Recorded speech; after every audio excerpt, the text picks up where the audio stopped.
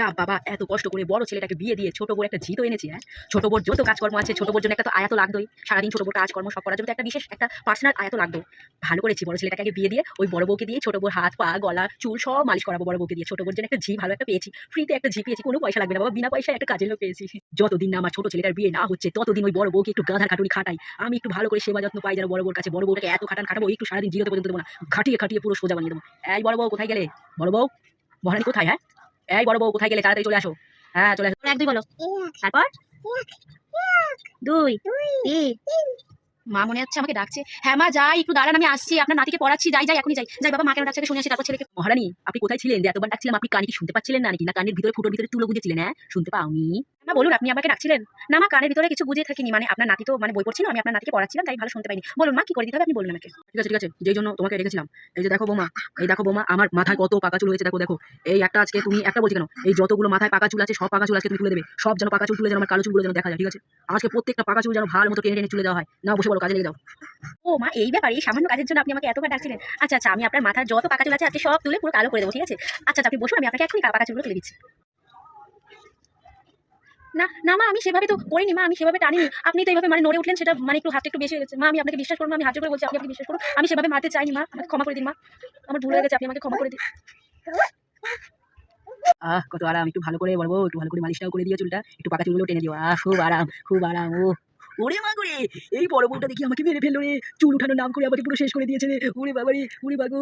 এই মহারানী, তোকে আমি কি বলেছিলাম? তোকে বলেছিলাম পাকা চুলগুলো তুলে দিতে, আর তুই আমাকে চুল ধরে টেনে মেরে ফেলতে চাইছিস? হতচ্ছাড়ি হারাবাদের মেয়ে কোথাকার, তোকে তোর বাড়ি থেকে ভিখারি বাড়ি থেকে নিয়ে এসেছি, তোকে এই মাথায় করে রেখেছি। আর তুই ছোট বউ আগে এই বাড়িতে আসতে দে। ছোট বউকে দিয়ে যদি তোর মুখে ঝামানা ঘষেছি তো আমার নাম কিরণমালা নয়, ঠিক আছে? তোর বড় তেল বেড়েছে না, তুই আমার চুল ধরে টানছিস। ছোট বউর পা যদি তোকে না চাটিয়েছি তাহলে দেখিস, দূর হয়ে যা আমার চোখের সামনে থেকে, বেরো হাড় হাবাতি আলসে কোথাকার। মা আপনি কিন্তু শুধু শুধু রাগ করছেন, আমি কিন্তু আপনাকে সেভাবে কিন্তু মানে ব্যথা দিতে চাইনি, আমি ঠিক করেই টানতে চেয়েছি, আপনি তো নড়ে উঠলেন মা। ঠিক আছে, আপনি যদি চান আপনার ছোট ছেলে বউর আমি ঝি হবো তাতেও আমি রাজি, কিন্তু আমার উপর আপনি এভাবে রাগ করে থাকবেন না। আমার যদি কোথাও ভুল হয়ে থাকে আপনি আমাকে ক্ষমা করে দিন, আপনি আমাকে। আমি চলে যাচ্ছি। ছোট বৌমা দেখে যাও দেখে যাও, তোমার জন্য একটা দিন রাত্রির একটা আয়া খুঁজেছি, দেখো দেখো কত কষ্ট করে একটা আয়া এনেছি। তোমার বিকেলবেলা সন্ধ্যাবেলা সকালবেলা রাত্রিবেলা তোমার যখনই কোনো কাজে যদি লাগে, হাত টেপা পা টেপা চুল টেপা সব টেপা যদি কোনো কাজ লাগে, এই ঝিটাকে বলে, এই ঝিটাকে আমি অনেক কষ্ট করে তোমার জন্য খুঁজে এনেছি। আর যদি তোমার কোনো কাজ যদি এই ঝিটা না করে তুমি সাথে সাথে আমাকে বলবে, ঠিক আছে? হ্যাঁ মা বলুন। কি, বাড়ির বড় বউকে দিয়ে আমার ঝিয়ের কাজ করতে হবে? বড় বউ হবে আমার ঝি? এটা আমি কিছুতেই মেনে নেবো না। বড় বউ যদি আমার ঝি হয়, আপনি আমার ঝি নাম্বার 1, তারপর বড় বউ ঝি হবে। বড় বউ কাজ করার আগে আপনি আগে আমার পাটা টিপে দিন মা, তারপর দিদি আমার ঝি হবে। বলো পূজা, তোমার কি কি কাজ করতে হবে আমাকে বলো, আমি তোমাকে করে দিচ্ছি। বলো বলো কি করতে হবে বলো আমাকে, আমি সব করে দিচ্ছি। কি বলছো কি ছোট বউ তুমি? আমি তোমার জন্য এত কষ্ট করে একটা ঝি এনেছি এই বাড়িতে, আর তুমি আমাকে কথা শোনাচ্ছ? বিয়ের আগে তো তোমার কাছে সবসময় একটা ঝি থাকতো, সেই ঝিটা তো এখন রিজেক্ট হয়ে গেছে। এখন আমি তোমার জন্য একটা নতুন ঝি এনেছি তোমার দিন রাত্রি কাজ করার জন্য, আর তুমি আমাকে আমার বিয়ের আগে আমার কি কাজ করতে না করতো সেটা কি আপনাকে দেখতে বলেছি? এই বাড়িতে আমাদের সবার কাজ সবাই মিলে করতে হবে, আপনার কাজও করতে হবে, আমার কাজ যেমন আমার করতে হবে, দিদির কাজও দিদি করতে হবে, সবাই সবার কাজটা করে নিতে হবে। আর আপনি এইভাবে কথা বলছেন, আপনার লজ্জা করছেন একজন মা হয়ে, একজন মহিলা হয়ে? দেখুন মা, দিদি কিন্তু এই বাড়ির বড় বউ, সম্পর্কে আমার যা হয় আর বড় যা আমার দিদি হয়। আপনি ভাবলেন কি করে আমার দিদিকে দিয়ে আমি ঝিয়ের কাজ করবো, তা আবার আমার আপনাকে দিয়ে ঝিয়ের কাজটা করানো উচিত? আপনার থোতা মুখটা আমি ভোতা করে দেবো, আমি এই বাড়িতে যখন এসেছি আপনার মুখে চুনকালি লাগিয়ে দেবো আমি। দিদি তো আমার বড় যা, তাতে কি হয়েছে? বড় যা তাতে কি হয়েছে? হ্যাঁ, ও তোমার ঝি, এখন কোনো কাজ করতে লাগলে বলো, ওই ঝিটা করে দেবে কাজটা। কি কাজ করতে হবে বলো, আমার সামনে এখন তোমাকে সব করে দেবে। যদি বলো পার্টি দেবে, এখনই পার্টিতেও দিতে হবে বড় বড় তোমার। ছি ছি পূজা, মার সাথে এরকম কথা বলো না, মা তো আমাদের গুরুজন। মার সাথে এইভাবে কথা বলতে আছে? তুমি এখনই মায়ের কাছে ক্ষমা চেয়ে নাও, আর কথা বাড়িও না পূজা, বলো কি করতে হবে। উনি যদি আমার গুরুজন হয় তাহলে তুমিও তো এবারই বড় বউ, তুমিও তো আমার গুরুজন। দিদি একটা কথা বলবো তোমাকে, এই মহিলাকে নিয়ে একটা বন্ধ ঘরে আটকে দিয়ে আসো। আমার বাপের বাড়ির লোক দেখলে লজ্জায় আমার মাথা কাটা যাবে, একে ঘরে আটকে দিয়ে এসে যাও, আমি আর এই পাচ্ছি না সহ্য করতে।